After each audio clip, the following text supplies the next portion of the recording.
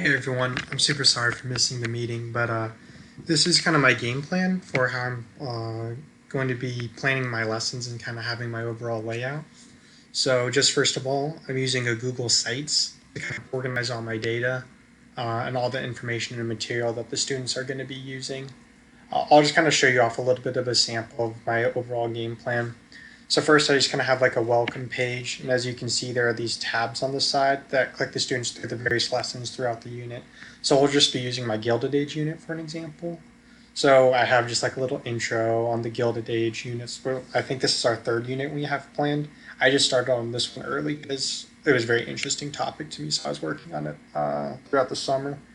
Um, so first of all, I used the central question that we talked about, or that was provided one of the documents we had, but then I also tend to have like a specific essential question that addresses the final product or the final project that I'm asking my students to do.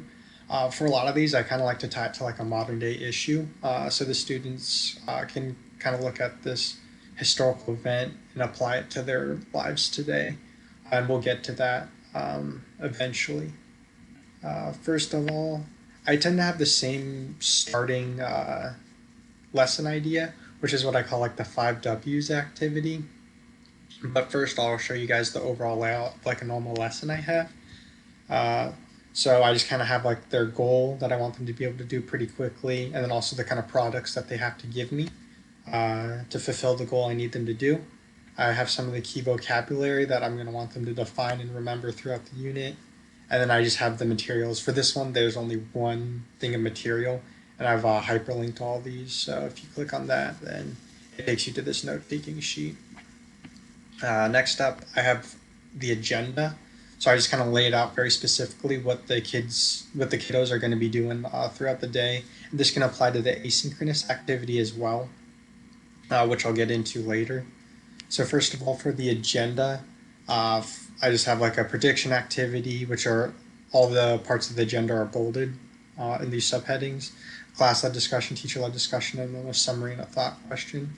So for most of my 5Ws lessons, I kind of like the students to show me their prior knowledge, and they kind of guess the 5Ws, the who, what, when, where, why, of whatever like topic or era we're talking about. So for example, it would be the Gilded Age. So for this sheet, they'd first, like in the first like 5-ish, 6-ish minutes of class, they kind of predict and use their prior knowledge, figure out like what was the Gilded Age, when did it occur, who was involved, who did it impact, where did it occur, and why did it occur. I kind of fledge out these questions a little bit more specifically towards the Gilded Age with a little bit of extra guidance as well per question. Next up, we have a little class discussion on it, and they just kind of tell me their thoughts and predictions on what the Gilded Age might be, and maybe they have like an interesting background relation to the Gilded Age. And I do this again as like a starter for almost every unit I have. Next up, there's a teacher-led discussion. So this is more of a like lecture, but I like a lot of back and forth from my students, and they already have like predictions on their note sheet and things to be able to contribute to the conversation because they made predictions. So then I would just go into this. I would pull up my screen, share my screen, and go through this lecture with them. Again, you can also shoot it out full screen with this little tool because I embedded it. Kind of like what? There's some words, but I have a lot more like talking points. Like this one doesn't have much, but I have like nice charts for each one. I bold the what's it called? The key vocabulary words. Again, more charts. Yeah, so it's basically like a simple lecture, and then when they're listening to this lecture part, then they fill out not the predictions part of their sheet, but the discussion notes part of their sheet. So they'll have both kind of like what they thought at the beginning, and then what they know now from the lecture. And then summary and thought question. They have to accomplish 2 tasks prior to the next class. So this is me kind of thinking of the asynchronous activities. I'm not exactly sure how long each of these like mini parts of the agenda are going to last, but I'm going to guess that this is where the asynchronous part starts. So I'm going to just have them summarize their notes in a succinct paragraph, like the 5Ws of the Gilded Age summarization paragraph kind of thing. And then a little activity for them to do on their own time, 5 to 10 minutes to relax and think of the question, do I live in a new Gilded Age? And if so, what can I predict might change about the society I live in for the next 20 years?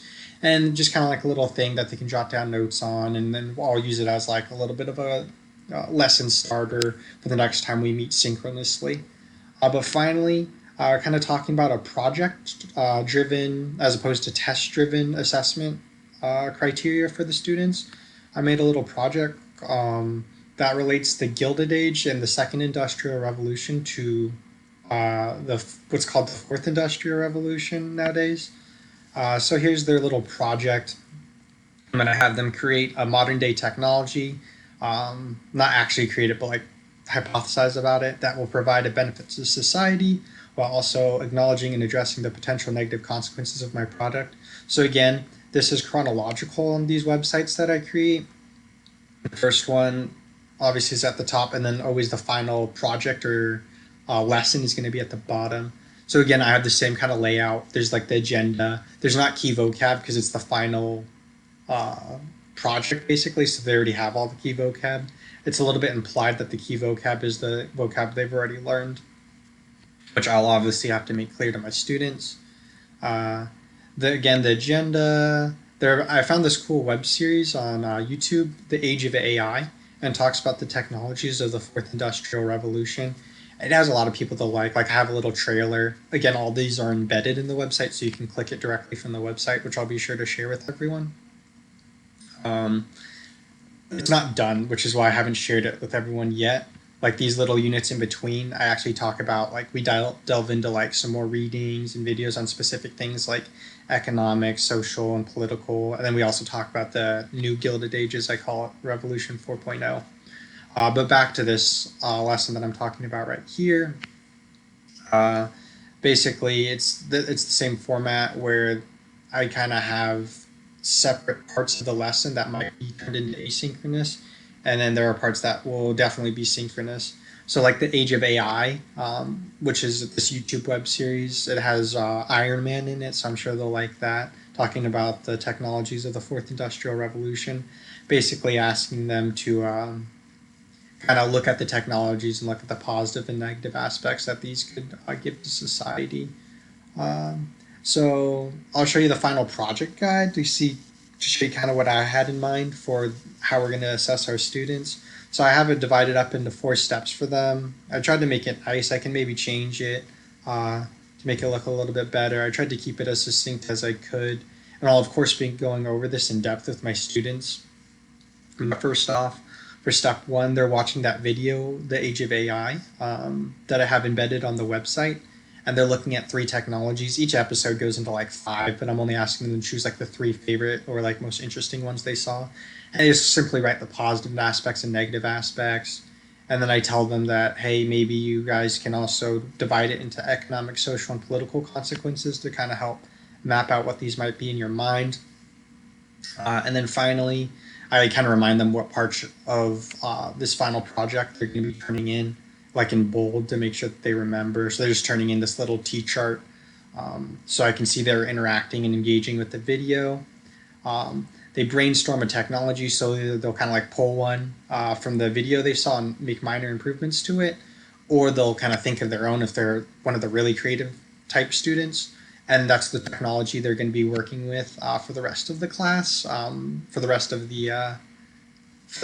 this final project. So next up, I have them kind of doing a little format thing.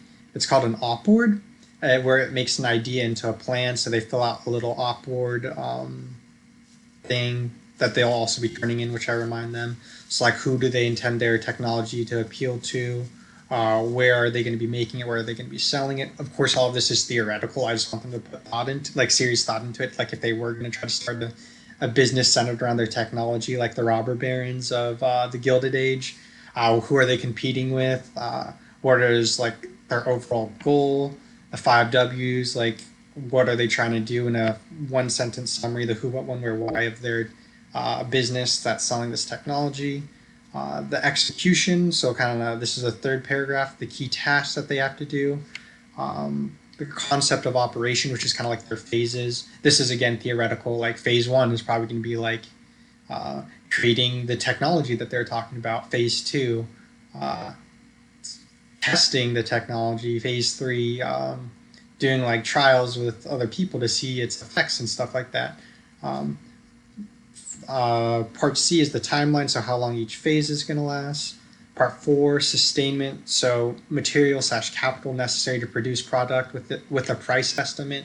So if they're making like a flying car, what kind of stuff are they going to need, like steel or like aluminum or whatever, with a price estimate. Again, this is all theoretical. It doesn't have to be super exact. It just kind of lets them have a little bit of fun, kind of acting like, I guess, a responsible robber baron, and kind of also showing that they acknowledge how people are impacted by technological revolutions, which I'll get into. There's a specific step 4, which is the last step, for how they kind of answer this question and interact with that key essential question I posted in the homepage for this website. Material / capital necessary to sell the product, material / capital necessary to present the product, so like advertise the product. Command and signal, this is the final little note that they have. And for each of these, I don't expect full sentences. It can be like little bullet points answering these key questions. So key personnel, so who's developing it, they can kind of look online like, oh, who's really like into like making all these new technologies. Maybe I can hire like Tesla to be my flying car person who can make the flying car. And then who's going to sell it though? And then they figure out like a key like company who could kind of help them advertise their product. Kind of letting them be entrepreneurs, but responsible entrepreneurs, which we'll get into. Signal. So this is kind of how they expect to contact these people, like email and stuff like that. Those kind of things. And then those directions I'll obviously go over with my students, and it's very much more specific within my description. And then the final part of their final project is a writing reflection. Really simple, just 3 paragraphs, where one paragraph they talk about the positive effects of their technology. Each paragraph I want to be like 4 to 6 sentences roughly, with a strong topic and concluding sentences. Then the negative aspects, so they have to acknowledge how their technology might impact society positively, how their technology might impact society negatively, and then their last paragraph, kind of what are they going to do to try to mitigate the problems caused by their technologies. Kind of like the robber barons, where philanthropy became really popular and kind of like the thing that they saw, that these robber barons saw they were responsible for. I kind of want the students to kind of explore that idea, like, yes, no technology is all positive. There's going to be negative aspects of it, but what could I do to help? Because a lot of the times in the 4th Industrial Revolution, at least with the videos I was watching, talks about how like the rich developers of these new technologies are going to be the ones who benefit disproportionately. I want the kids to kind of tackle that key issue that they might face in their lifetimes early on in this like simple high school project. So yeah, that's all I really have for my units. Again, I'll finish the product or the website and I'll share it with everyone. And this is kind of the overall layout I'm using for each unit. A website with some essential questions, key vocabs, kind of a flexible schedule with subheading topics for each lesson that can be converted from synchronous to asynchronous and vice versa, depending on how long I take for each of these, with a key final project that's not a test. Yeah, but thanks for your time. Again, sorry I can't make it. Please let me know what you guys think, and I'm sure I can get in touch with you some other time. Feel free to contact me with my email or my phone number. And yeah, thanks again. I don't actually know how to pause this, so I'll try to figure that out.